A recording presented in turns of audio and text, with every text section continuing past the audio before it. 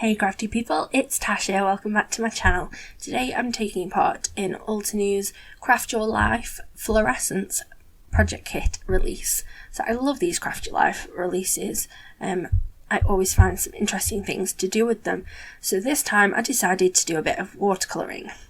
Now, I think these are all supposed to be flowers, but when I saw them, to me anyway, it just made me think of like succulents. So that's what I decided to make them. And hey, you can make whatever you want and whatever your heart desires. So I'm going to be talking today about underpainting. And I'm going to be using some of the Altenew watercolour brush markers. Now, I find that these work best on Bristol Smooth cardstock. So that's what I'm using them on here. And I've added some yellows and greens and emeralds to... I've just got like a laminated pouch. I've like laminated several pouches together just to give me something that will protect my workspace when I'm painting or doing anything messy like that. And I'm just sticking that colour anywhere and everywhere. I want to make sure that there's colour on every bit of the image, but I also want some of that colour to bleed out into the clear space, because that's just the look that I'm going for. So I'm not like bothered which colour goes where. I'm not being careful to do that at all, because I'm just getting down a base layer, and then I'm going to just help that dry a little quicker using my heat tool because I'm incredibly impatient. So I'm now going to start actually painting the images, and the reason why you would do an underpainting, it's just like a wash of colour behind that sets kind of the tone for your painting, and I love that I've painted all of these flowers, like daisies or whatever they are. I painted all of them yellow, but because each one has got a different undercolour, it changes the look of the actual image itself once it's finished painting. And I love that. I just thought that was really fun, and I really enjoyed doing it.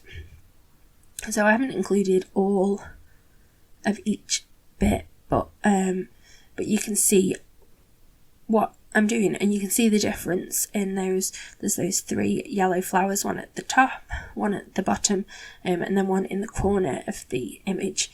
And you can see the difference in them, and I like that one in the corner where it's a bit bigger has got different undertones throughout. I really loved how that worked.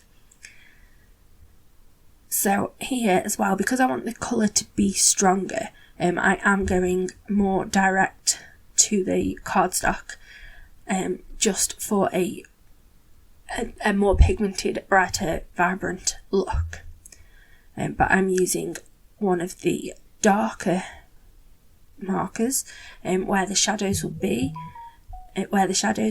So like at the base of each of the petals or leaves, anywhere that they fold over each other, anywhere where one's lying on each other, just anywhere that there would be a natural shadow. And when I say natural shadow, I don't imagine that the sun is coming from any direction. I just paint where I think that it would look good. So, sometimes you don't have to be quite so particular about your shading.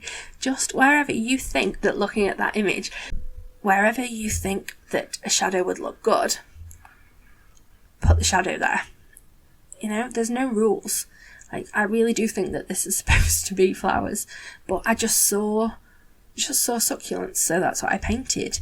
And I love how it turned out. So adding the underpainting as well, it makes it quicker to paint because you've already got a base of colour to put there. So if you want to, you could just add a shadow, blend it out a little bit with a lighter one, a lighter colour, and that's it. you know, or you could just pick certain parts of the image to then paint over. You know, if I wanted to, I could just choose some of the areas of this and leave the other bits with just that underpainting. It's just a really fun, quick, easy way to paint an image, and I just really love how it turned out. So I have sped it up quite a bit because it did take a little while to do this, but I loved it. I've been watching Chicago Med. I don't know, has anyone seen Chicago Med? I just discovered it. It's brilliant. So I'm like binge watching it while I create. So for this flower at the bottom here, I decided that I wanted that to be like one of those succulents where they have the purple and green tinges. I think my husband likes gardening and things.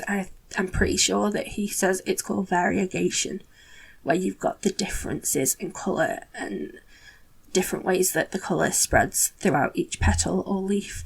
And that's just sort of, it was all that I was thinking of when I did this, with the underpainting and with the colours that I chose to paint on top. And I like adding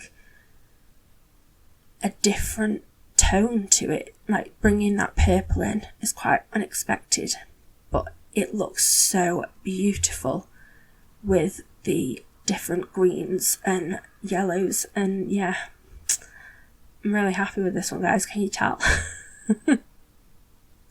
So once I'd got that special little one finished, I don't know what it's called, I don't know what any of the things are called, the different succulents that I'm imagining. I'm just, yeah, it's just all imagination, and why not? It should be fun. So once I've got all of the flowers and or succulents painted, I'm going to add a little bit of colour to each of the leaves, again just to add a little bit more detail to it. But I love that you have that sort of wispy colour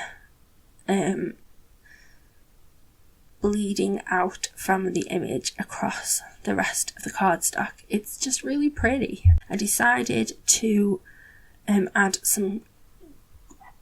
a little bit of grey to all of the bits that aren't part of a flower, or you know, that's just the background, just so that it would look a bit like shadow. And I did add some brown to the insides of each of those yellow flowers, because I just thought that that would be the best colour to add there.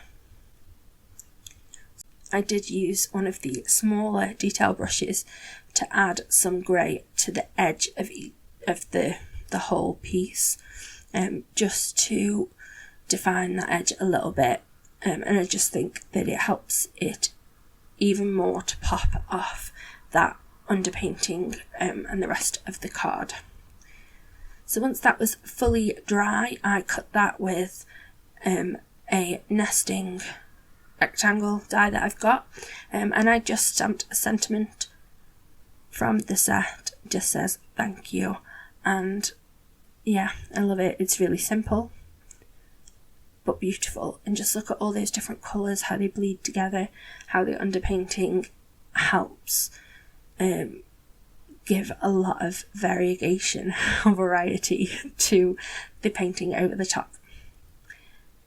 I hope that you like the card, you like the technique. Let me know. If you have any questions, then please do add them to the comments below. And don't forget to subscribe if you aren't already. If you hit that bell, you'll be notified every single time I post a video.